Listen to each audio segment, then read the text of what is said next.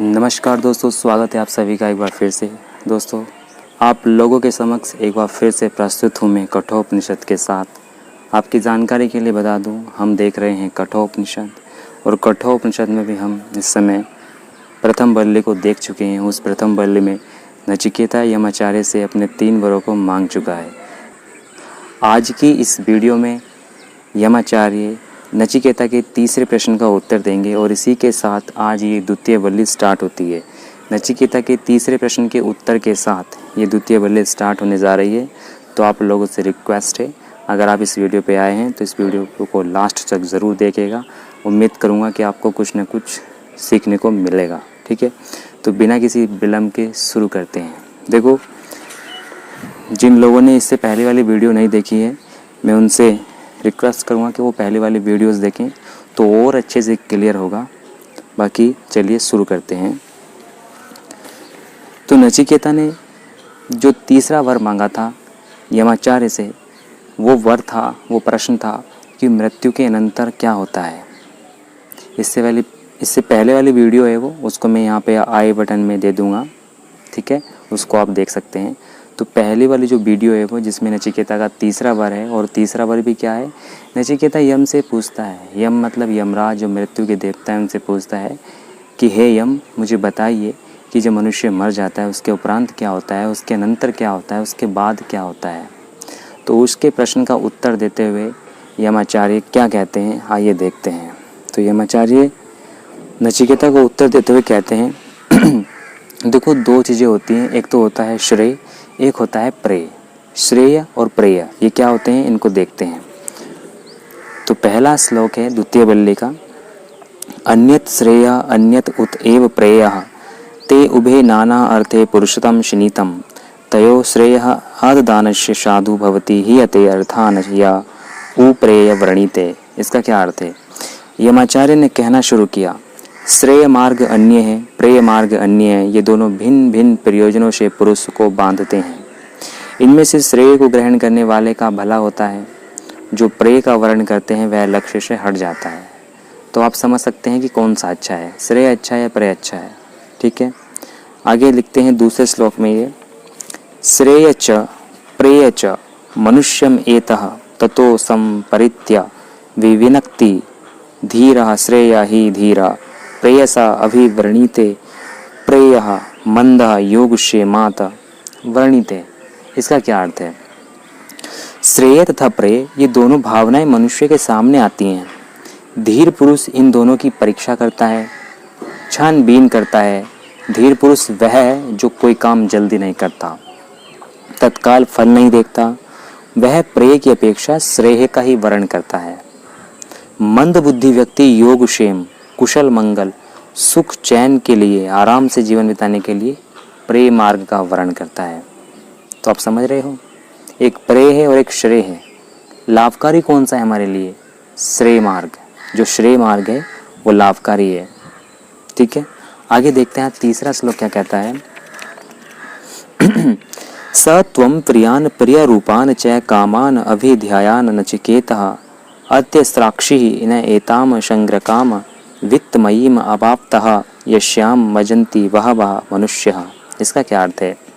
इसका अर्थ है, यमाचार्य नचिकेता को कह रहे हैं, हे नचिकेता, तूने खूब सोच समझकर प्रिय तथा प्रिय रूप मन तथा इंद्रियों को खींचने वाली समस्त कामनाओं को त्याग दिया है। सोने की इस सांकर में तू नहीं फंसा जिसमें बहुत से लोग तो जकड़े ही जाते हैं, जिसमें बहुत से लोग फंस जाते हैं। मतलब इसमें यमाचार्य नचिकेता की तारीफ कर रहे हैं कि हे नचिकेता, मैंने तेरे समक्ष इतने सारे प्रलोभन प्रस्तुत किए, लेकिन तू किसी में भी नहीं फंसा।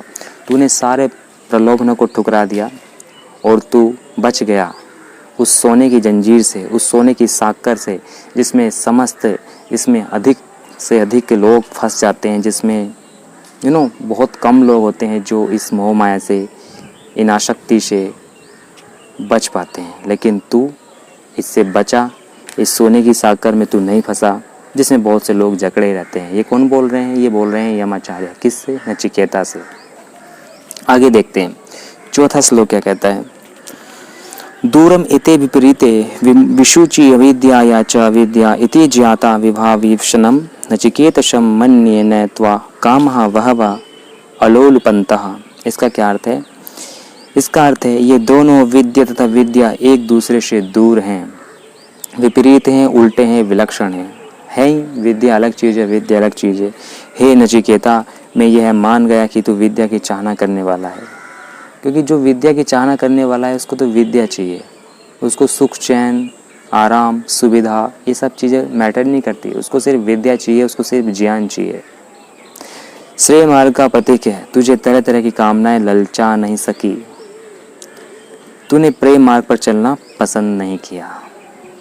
ये जो प्रेम मार्ग है ये क्या है? ये प्रेम मार्ग यही तो है, जितना भी ये सांसारिक मार्ग है, भोग का मार्ग है, ठीक है, ये सब प्रेम मार्ग है। और जो योग का मार्ग है वो श्रेय मार्ग है।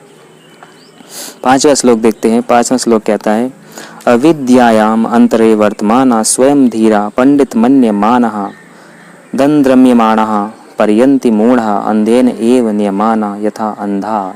इसका अर्थ है, संसार के लोग अविद्या में फंसे हुए हैं, सांसारिक भोगों में पड़े हुए अपने को धीर और पंडित माने फिरते हैं। टेढ़े रास्तों से उधर उधर भटकते हुए मूढ़ ऐसे जा रहे हैं जैसे अंधा अंधे को रास्ता दिखा रहा हो। देख लो, ध्यान से सुनना। अब 6वां श्लोक क्या कहता है, न सांपराय प्रतिभाति बालम परमाध्यंतम वित्तमोहेन मूढ़म अयम लोके न अस्ति परः इति मानिहि अस्ति इति मानिहि पुनः पुनः वशम आपद्यते में।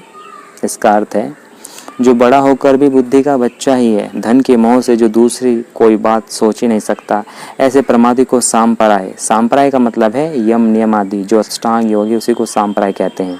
ऐसे प्रमादी को सांपराय सोच, संतोष, तप, स्वाध्याय, ईश्वर प्रणिधान तथा अहिंसा, सत्य, अस्त्य, ब्रह्मचर्य, अपरिग्रह, यम नियम पसंद नहीं आते। किसको पसंद नहीं आते? ऐसे प्रमादी व्यक्ति को जो बड़ा तो हो गया है लेकिन बुद्धि का बच्चा ही है, जो धन के मोह से अतिरिक्त और कोई दूसरी बात सोच ही नहीं सकता। दैट मीन्स जो सिर्फ धन को ही सोचता है, जो सिर्फ धन के मोह में ही फंसा है, ऐसे व्यक्ति को सांपराय पसंद नहीं आते। फिर आगे लिखते हैं, वह यह मान बैठा है कि यही लोक है, परलोक नहीं है। ऐसा व्यक्ति बार बार मेरे चंगुल में आ फंसता है। ऐसा कौन बोल रहा है? मृत्यु बोल रहा है, यम बोल रहा है कि ऐसा व्यक्ति बार बार मेरे चंगुल में आ फंसता है।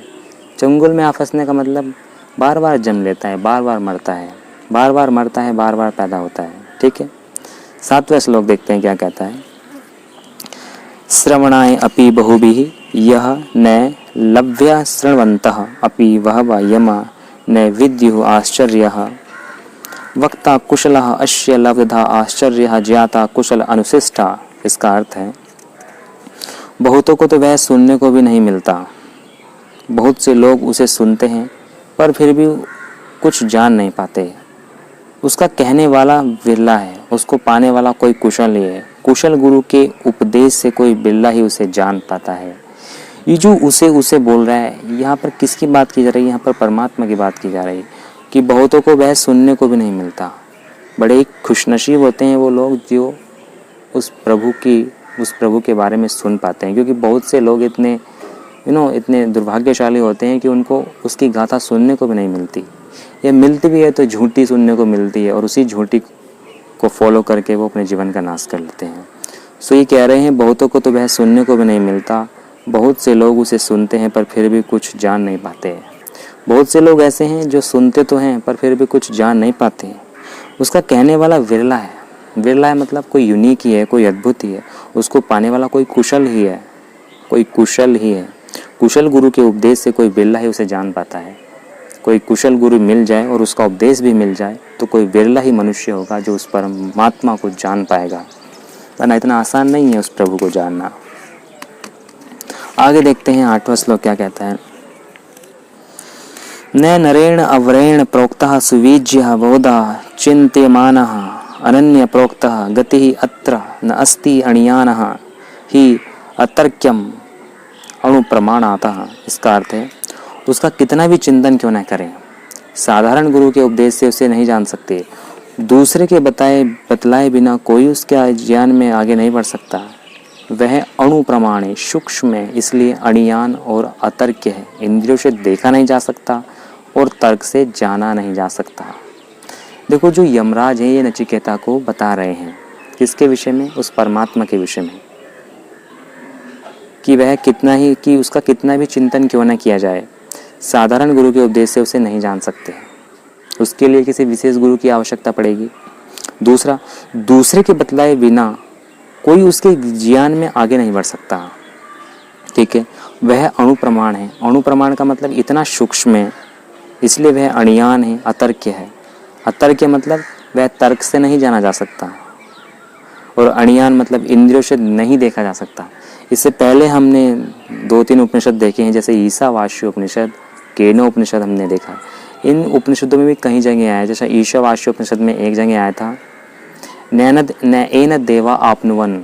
इसका मतलब ये है कि ये जो इंद्रियां हैं ये उसको प्राप्त करने में असमर्थ हैं, इसको उस ब्रह्म को प्राप्त करने में असमर्थ हैं। यहाँ भी ये बात बोली जा रही है कि इंद्रियों से देखा नहीं जा सकता और न ही तर्क से जाना जा सकता है। 9वां श्लोक देखते हैं क्या कहता है। न एषा तर्केण मतिः आपनेया प्रोक्तः अन्येन एव सुज्ञानाय प्रेष्ठयाम त्वम् आपः सत्य धृति बतः अशी त्वाद्रिकः न भूयात् नचिकेता पृष्ठः। इसका क्या अर्थ है? इसका अर्थ है जो बुद्धि मैंने तुझे दी है वह तर्क वितर्क से हटा मत देना। यमाचार्य बोल रहे हैं नचिकेता को, जो बुद्धि मैंने तुझे दी है वह तर्क वितर्क से हटा मत देना। हे प्रिय शिष्य, उस ब्रह्म का ज्ञान तभी होता है जब कोई गुरु उसको उपदेश देता है। तू धैर्य वाला है, सत्य का खोजने वाला, इसलिए तुझे वह बुद्धि मिल गई है। हे नचिकेता, हमारे लिए तो कोई पूछने वाला हो, जिज्ञासु हो तो तेरे जैसा हो। यहाँ पर उस नचिकेता की तारीफ की जा रही है कि हे नचिकेता, हमारे लिए तो कोई जिज्ञासु हो, कोई पूछने वाला हो तो वो तेरे जैसा हो। 10वां श्लोक देखते हैं क्या कहता है। जानामि अहम सेवधि इति अनित्यम न हि अध्रुवे प्राप्यते हि ध्रुवम ततः ततः मया नचिकेता चितः अग्निः अनित्यः द्रव्य प्रापवानः अस्मि नित्यम। इसका अर्थ है, मैं जानता हूं कि यह धन संपत्ति अनित्य है, जो वस्तुएं स्वयं अध्रुव हैं, अस्थिर हैं, उनसे वह ध्रुव है। स्थिर ब्रह्म नहीं प्राप्त हो सकता। मतलब जो वस्तुएं स्वयं अस्थिर हैं, अनित्य हैं, उनसे वो ब्रह्म जो स्थिर है, जो नित्य है, कैसे प्राप्त हो सकता है। इसी कारण मैंने नचिकेत अग्नि का चयन किया है, तीनों संधियों को पार किया है, ब्रह्मचर्य, गृहस्थ, वानप्रस्थ तथा संन्यास आश्रम में से गुजरा हूँ। इस प्रकार अनित्य द्रव्य से ही नित्य को मैंने पा लिया। वैसे तो अनित्य से नित्य की प्राप्ति नहीं हो सकती, परंतु अगर नाचिकेत अग्नि का चयन किया जाए, नाचिकेता में जो अग्नि जल उठी थी वह हम में भी प्रदीप्त हो उठे, और चारों आश्रमों में से प्रत्येक आश्रम के अनुभव से जो नवीन आत्म ज्योति मिले उसे अपना पथ प्रदर्शक बनाया जाए तो अनित्य संसार से भी नित्य की प्राप्ति हो सकती है। कुछ लोग ये प्रश्न करते हैं कि परमात्मा नित्य है, ये संसार अनित्य है, तो इस संसार से उस परमात्मा की प्राप्ति कैसे हो सकती है। तो देखो, इन्होंने साफ साफ बता दिया है। वैसे तो अनित्य द्रव्यों से नित्य को नहीं पाया जा सकता, वैसे तो अनित्य से नित्य की प्राप्ति नहीं हो सकती, परंतु अगर नाचिकेत अग्नि, अभी नाचिकेत अग्नि क्या होती है ये हम पहले ही वीडियो में देख आए हैं। उस वीडियो का लिंक मैं डिस्क्रिप्शन में दे दूंगा कि ये नाचिकेत अग्नि क्या होती है, आप वहाँ पर देख लीजिएगा। वैसे तो अनित्य से नित्य की प्राप्ति नहीं हो सकती, परंतु अगर नाचिकेत अग्नि का चयन किया जाए, नचिकेता में जो अग्नि जल उठी थी, जैसी नचिकेता में अग्नियाँ जल उठी थी, अग्नियाँ मतलब नाचिकेत अग्नियाँ, वह हम में भी अगर प्रदीप्त हो उठे, हम में भी हो उठे, तो चारों आश्रमों में से प्रत्येक आश्रम के अनुभव से जो नवीन आत्म ज्योति मिले उसे अपना पथ प्रदर्शक बनाया जाए तो अनित्य संसार से भी नित्य की प्राप्ति हो सकती है, डेफिनेटली हो सकती है। ऐसा मैं नहीं, ऐसा उपनिषद बोल रहे हैं। अब 11वां श्लोक देखते हैं क्या कहता है। कामस्य आप्तिम जगतः प्रतिष्ठामा कतो अनंत्यम अभस्यस्य पारमा स्तोममा महत उर्ज्ञायम प्रतिष्ठामा दृष्ट्वा धृत्यधीरः नचिकेतः अत्यस्त्राक्षिः। इसका क्या अर्थ है? इसका अर्थ है, तूने कामनाओं को पूर्ण करने वाली उमंगों को, धनी होने के कारण मिलने वाले सम्मान को, कभी समाप्त न होने वाले कर्मकांड को, निर्भीकता की सीमा को, चारों तरफ से ऊंच ध्वनि से होने वाले जय जय नाद को, सब तरह की प्रतिष्ठा को आंखों से देखकर हे धीर नचिकेता धीरता के साथ छोड़ दिया। ये कौन बोल रहा है? ये यमाचार्य बोल रहे हैं। ये जो कामनाओं को पूर्ण करने की उमंग है, इसको इन्होंने पुत्रेषणा बोला। धनी होने के कारण मिलने वाले सम्मान को इन्होंने वित्तेषणा बोला। कभी समाप्त न होने वाले कर्मकांड को लोकेषणा बोला। और निर्भीकता की सीमा को, और जो चारों तरफ से उच्च ध्वनि से होने वाले जय जयकारे हैं, जय जय नाद हैं, उन सब की प्रतिष्ठा को, उनकी प्रेस्टीज को आंखों से देखकर हे धीर नचिकेता धीरता के साथ छोड़ दिया। ऐसा यमाचार्य ने नचिकेता को बोला। आइए देखते हैं 12वां श्लोक क्या कहता है। 12वां श्लोक कह रहा है, तमः दूरदर्शम गूढ़म अनुप्रविष्ट गुहाहितम ग्रहव्यरेष्ठम पुराणम अध्यात्म योग अधिगमेन देवे मत्वा धीरः हर्ष शोका जहाति। इसका अर्थ है, उसके दर्शन कठिनता से होते हैं, वह गूढ़ से भी गूढ़ है, वह दुर्गम गुफाओं में छिपा बैठा है, वह सबसे पुरातन है, उसे अध्यात्म योग से प्राप्त कर सकते हैं। अध्यात्म योग अर्थात इंद्रियों का ऐसा चलन जिससे वह विषयों की तरफ जाने के बजाय आत्मा की तरफ चले। उस देवता को जब मनुष्य मान जाता है तब धीर हो जाता है, हर्ष तथा शोक दोनों को छोड़ देता है, द्वंद्व से ऊपर उठ जाता है। तो ये हमने देखा 12वां श्लोक। आज की वीडियो में हम यहीं तक रखते हैं क्योंकि वीडियो ऑलरेडी बहुत लंबा हो चुका है। ज़्यादा वीडियो हम लंबा नहीं करना चाहते। आगे के जो श्लोक हैं इस द्वितीय वल्ले के हम अगली वीडियो में देखेंगे। आज के लिए इतना ही रखते हैं। और हाँ, एक बात और मैं आप लोगों से कहना चाहूँगा, मैं जो ये पढ़ रहा हूँ और आप लोग मेरे को इस वीडियो के थ्रू सुन रहे हैं, देख रहे हैं, तो सिर्फ सुनना देखना काफ़ी नहीं है। इस वीडियो को ध्यान से सुने, उसके बाद इस पर विचार करें, विमर्श करें, है ना। बैठें कॉपी पेन लेके और जो मैं बोल रहा हूँ आप चाहें तो इसको लिख सकते हैं और इस पर चिंतन करें एक तरह से। जैसे मैंने पढ़ दिया एकदम और आप लोगों ने देख लिया, सिर्फ इतना ही काफ़ी नहीं है। जैसे कि मैं स्क्रीन पे ये डाल देता हूँ ना, ये श्लोक संस्कृत वाले श्लोक में डाल देता हूँ, तो आप इनको देखा करें, ध्यान से सुना करें और मैं जो बोलता हूँ उसको, मेरी बातों को सुना करें, समझा करें, ठीक है। बाकी जो कुछ भी आगे हम देखेंगे 13वें श्लोक से हम अगली वीडियो स्टार्ट करेंगे द्वितीय वल्ले की। आज यहीं तक रहने देते हैं। अगर आप यहाँ तक आ चुके हैं तो आप लोगों का बहुत बहुत धन्यवाद, बहुत बहुत आभार। आप लोगों ने मेरे को सुना। अपना ध्यान रखिए। Take care of yourself. Thank you so much for watching me. Have a good day. ओम सच्चिदानंद ईश्वराय नमो नमः।